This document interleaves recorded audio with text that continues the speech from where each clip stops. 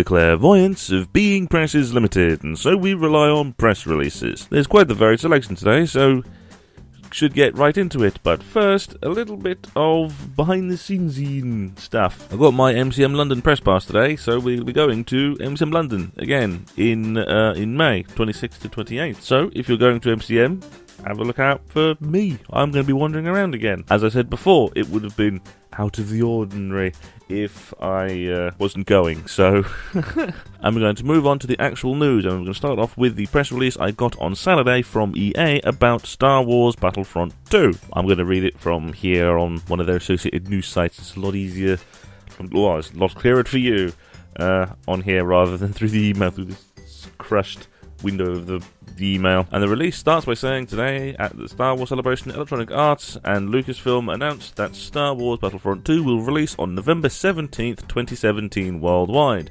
building upon the foundation of the groundbreaking visuals and authenticity of EA's Star Wars Battlefront. DICE, Motive and Criterion are teaming up to deliver one of the most expansive Star Wars games to date. They go on by saying, quoting Matt Webster, the executive producer at Criterion, saying, in Star Wars Battlefront 2 we really wanted to capture the essence of being heroic and how in Star Wars anyone can become a hero. Whether it's playing as an iconic character like Rey or Luke, as a frontline trooper or fighter pilot in epic multiplayer battles, or playing through a new Star Wars story that bridges the gap between Star Wars Return of the Jedi and Star Wars The Force Awakens. Going on to the single-player campaign, they say, featuring new characters created by Motive in close partnership with the story group at Lucasfilm, the Star Wars Battlefront 2 single-player campaign will deliver a new, exciting story for the Star Wars universe. Taking place in the 30 years between the destruction of the Death Star 2 and through the rise of the First Order, the single-player introduces Aiden Verso, the leader of Inferno Squad, an elite special forces unit of the Galactic Empire who are equally lethal on the ground and in space. The reason why they say also in space in that little section is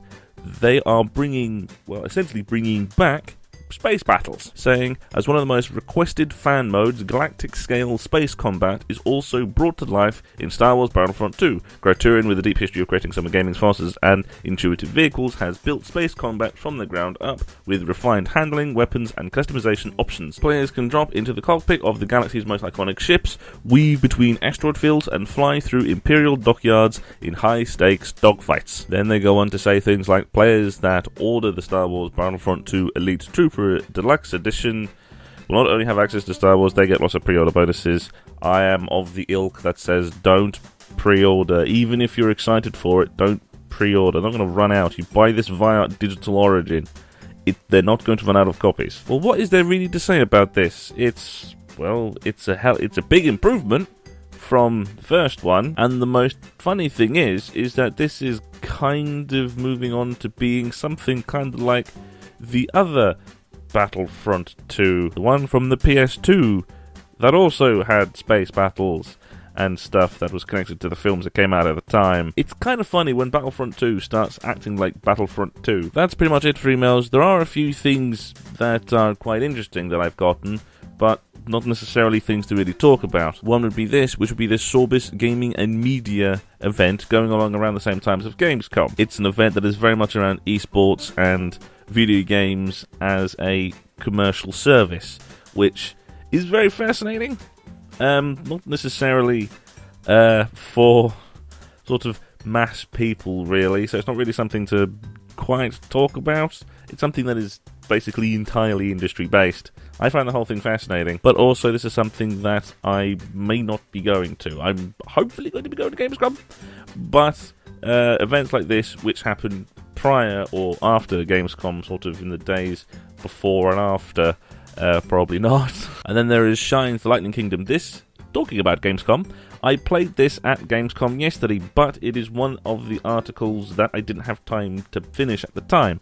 I played a lot of games, talked to a bunch of people back then, and I just couldn't get the stuff out fast enough. This was one of the ones that didn't go up. This is another one of the Focus Home Interactive games.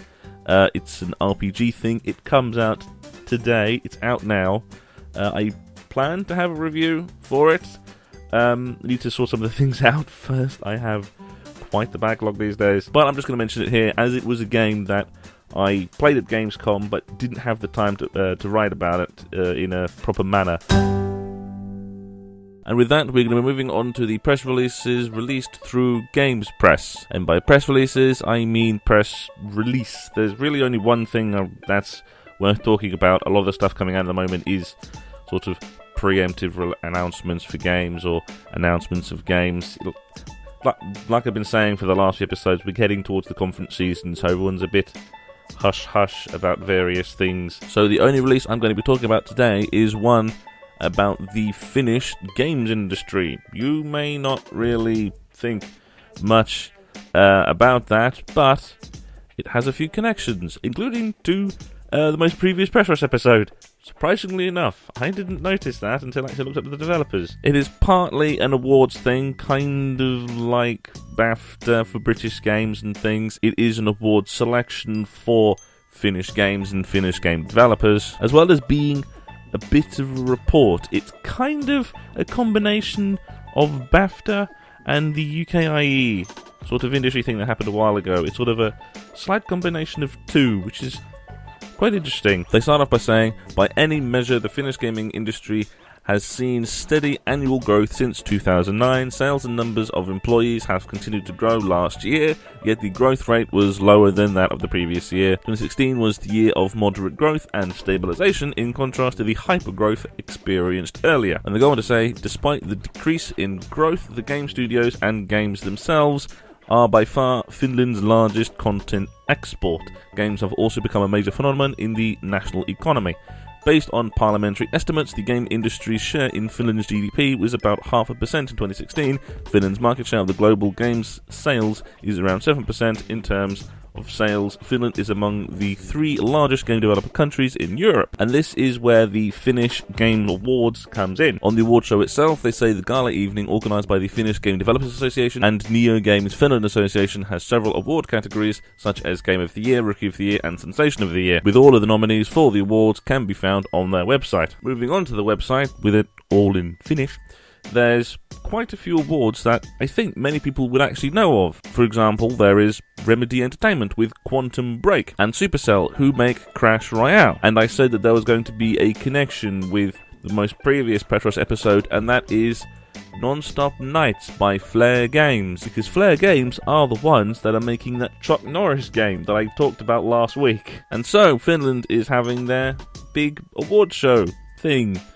It's kind of like UKIE and BAFTA, as I said, so it's basically just the Finnish version of that. But it's always very interesting to look towards sort of other gaming industries outside of the UK, because seeing how other industries and other nation-states do the gaming industry and sort of regulate and the government control and the subsidies and things and the way that the industry works in other countries is always fascinating to actually understand, to see what can be brought over and see what can actually be learned and what can be garnered from other countries and how other countries make things.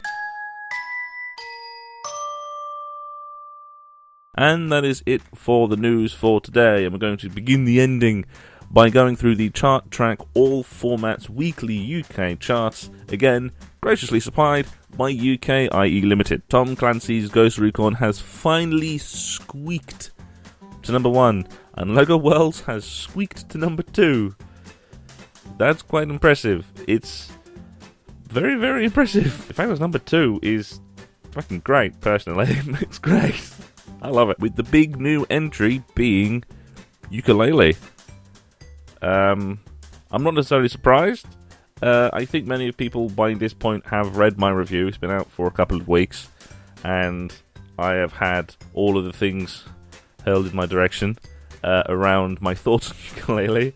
So, yeah, if you're interested in reading the review is still there. And we're going to finish off with the games that are going to be released this week. We have Stardrift Nomads for Mac and PC, Late Shift for PC, PS4 and Xbox One, Schlocks for PC Online, Shines The Lightning Kingdom for Mac and PC, Tempest for Android and iOS, the Disney Afternoon Collection for PC Online, PS4 Online and Xbox One Online, Total War Warhammer for Mac, Wonder Boy The Dragon's Trap for Nintendo Switch, PS4 and Xbox One, Battlezone for PC, Cloud Pirates for PC Online, Brawlout for PC, Inner Chains for PC Online, Portal Knights for PS4 and Xbox One, Tanky X for PC, Terra Mystica for Android and iOS, Cities Skylines for Xbox One, and the Silver Case which I have talked about before, but from MCM, coming out for PS4. And that is it for today. If you found this episode informative, please do consider subscribing, and really please do consider sharing the video around. It's always nice having the video shared around. And I will see you next Friday for the next Press Rush.